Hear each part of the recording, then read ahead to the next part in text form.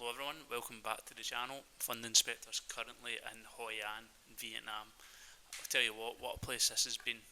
Sorry I've not done a fund review this week. I'm going to do one today and I'll upload it for Wednesday.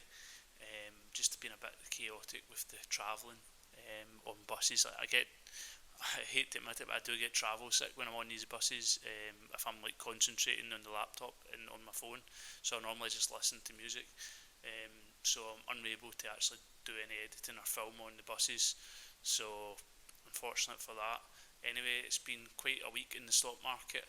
I'm going to talk through that in a minute. But remember, like, subscribe, get on my TikTok, give it a follow.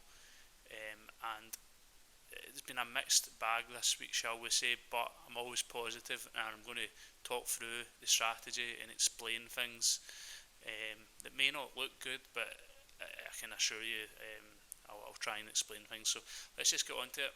Let's talk investments, baby.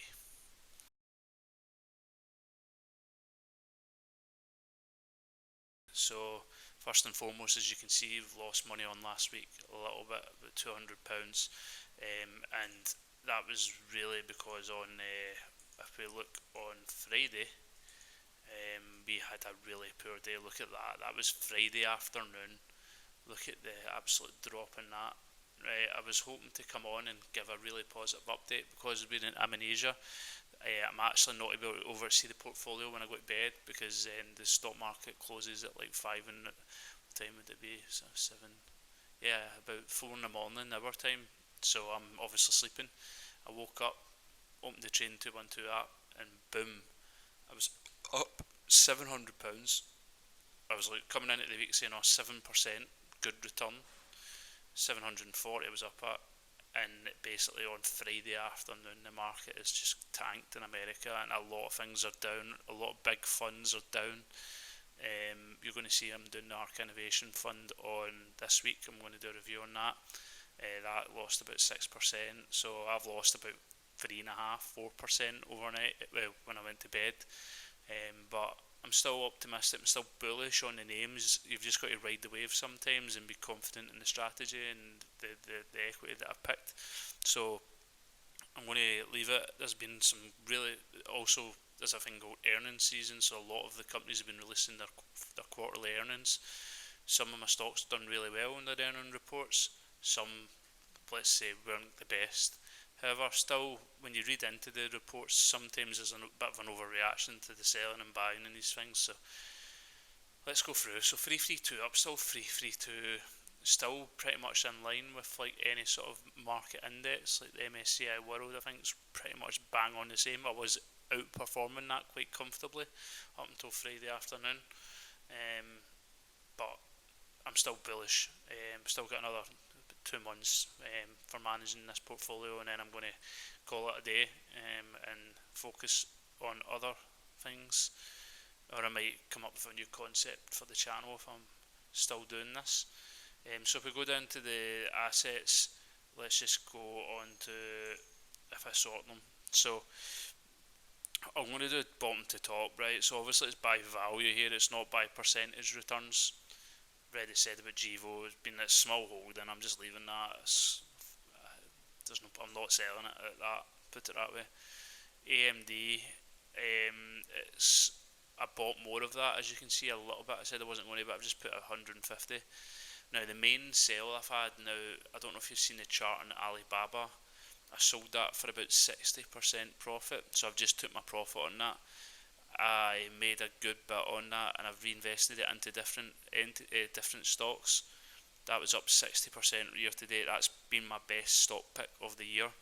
And a lot of people, a lot of big names are still holding it. I've just decided to trim the profit and take the profit though. Coinbase has been a bought more of that, but obviously everything had tanked on Friday afternoon. I think it's down about 230 now. I still think it's a $300 stock, but it wouldn't surprise me if it dropped a little bit more for that rebound. You could see that go down to maybe 190, 200, and then if it does, I'll probably load up a little bit more. Grab is the one that has been up 15% and down 15% over days. I'm still so bullish on that over the long run, but you will go through a little bit of a roller coaster on that. Eli Lilly, solid performer. big pharma company. Nvidia pulled itself back, obviously dropped about 4 or 5% Friday afternoon after the sort of DeepSeek issues. So this is what I've mainly put my Alibaba holders into. It's a company called Chubb. It's actually got really nice chart on it. It's a finance company. It's a Swiss company. You can see over the long term it's done well.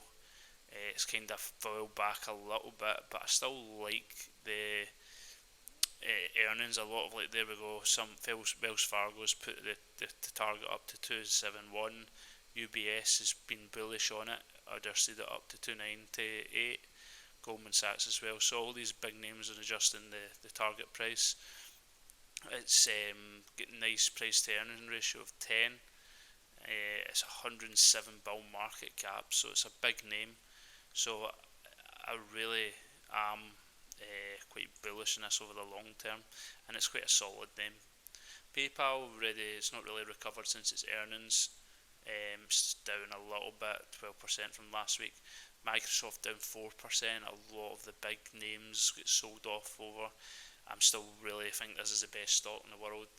That will in 5 years still just continue in the upwards trajectory. Demon Energy has been a good one. It was up a little bit more than that. I'm still bullish on energy. I think it's always good to have a little bit of that in the portfolio. Now, these are the two main ones I'm going to talk around, is Block and Mercado Libre, right? So essentially, I'm being so bullish in both of these, I actually increased my holding in Block, but what happened is earning report was poor. It had earnings per share of $0.71, so 71 cents per share. The analysts estimated it to be about 88, so it was it dropped about 17% on Friday. That's probably about right on that report, but I still believe in it over the long run. So I'm going to leave that there. I'm not selling it off. Why would I sell it off when I lost 17% on it on Friday? When I think that was maybe a little bit of an over reaction. Uber, strong game. Like I said, Bill Ackman's loaded up in this over the long run. Definitely a winner. Nike, still love it. I've got that up close to $1,000, so I'm leaving that.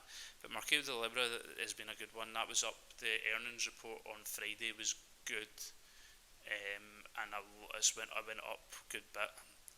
Now this is essentially hedged off the loss in Block, and the Alibaba holdings has went into other things, and it's that's made up for some of the other ones like PayPal, Coinbase, and like Gevo obviously has been a bit of a disaster.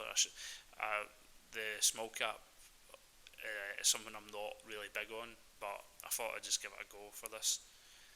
Anyway, let me know your thoughts in the comments. Coming into this week, I'm not selling anything.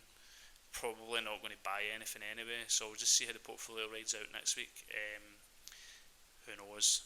If anything was to go by on Friday, it might be another volatile week in the markets, but let's see. Anyway, been the Fund Inspector. Keep talking investments maybe. Give me a comment. I've not really getting many comments in, so just if there's any stocks you want to give me a wee shout about and I'll have a look at, then go for it.